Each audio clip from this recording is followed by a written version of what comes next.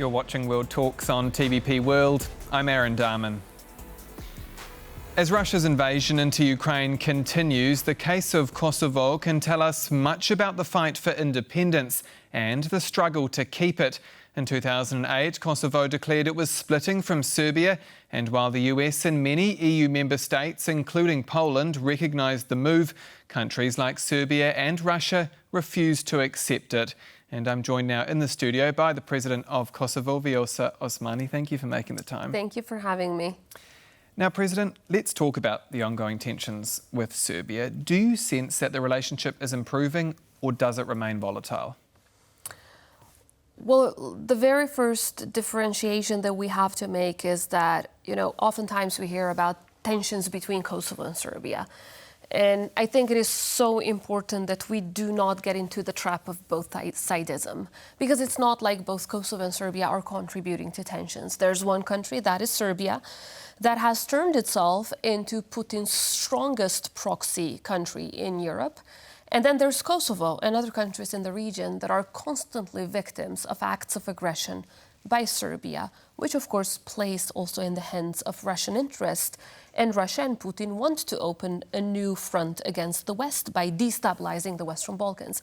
And for that reason, it is crucial that Kosovo is working hand in hand with allies, with partners from the democratic world, to make sure that we stop these destabilization initiatives from Serbia, aided and abetted by Russia, and at the same time that we strengthen our defense so that when Serbia, while they're intending to take us all back to the past, we can, of course, defend ourselves, but at the same time continue, as we have in the past 16 years of independence, only contribute to peace and security in our region and beyond. Now, of course, since the Russian invasion of Ukraine, as you rightly pointed out, has started, there is a growing tension in the region, in the entire region of the Western Balkans.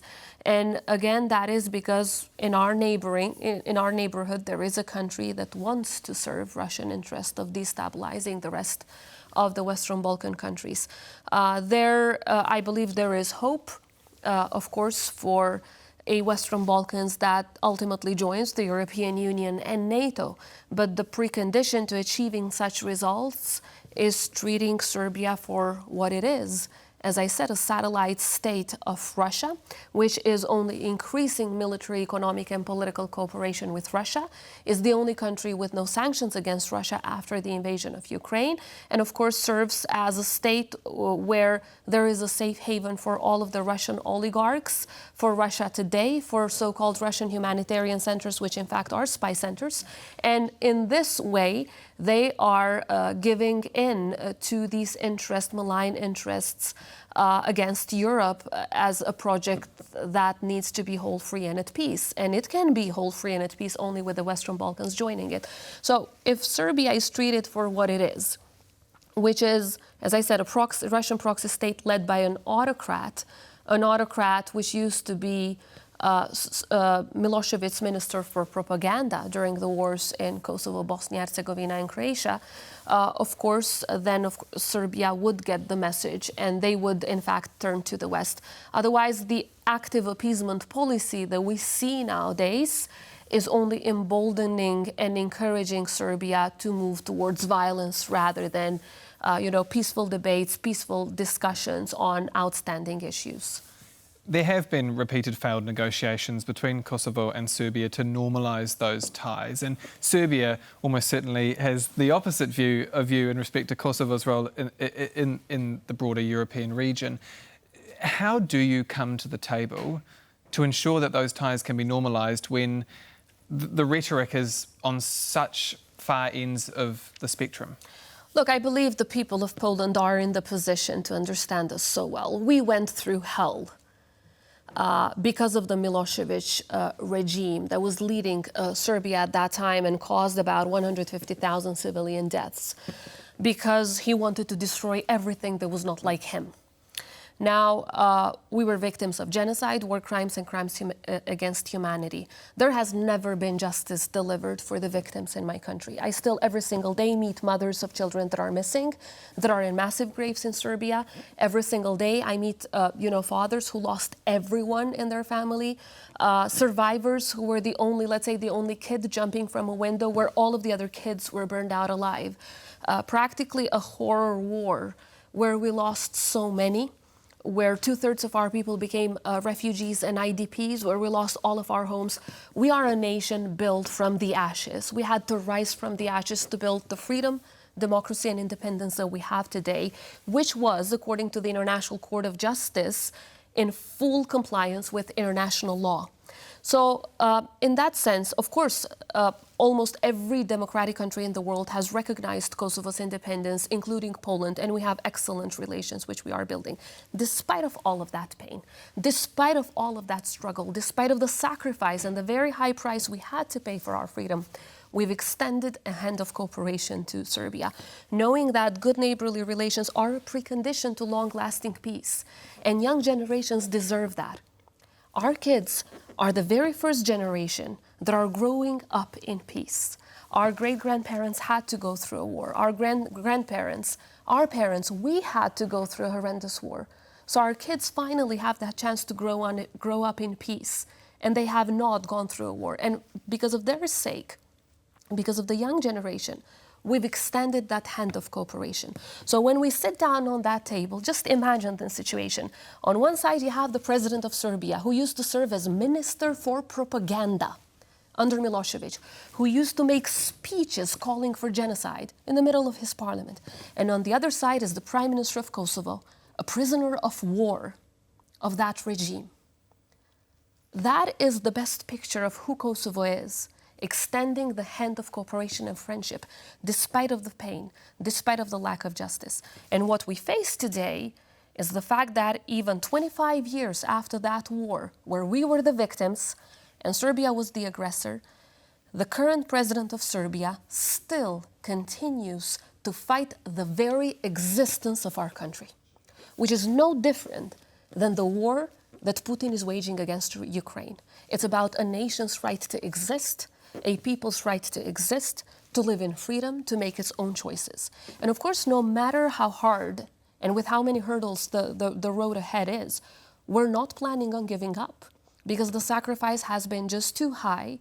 We have lost the highest number of children from any other war in former Yugoslavia per capita, and we want to look ahead. We want to look towards the European Union and NATO, and over 97% of our people are in favor of Euro-Atlantic integration, which is where we believe, where we belong as Europeans.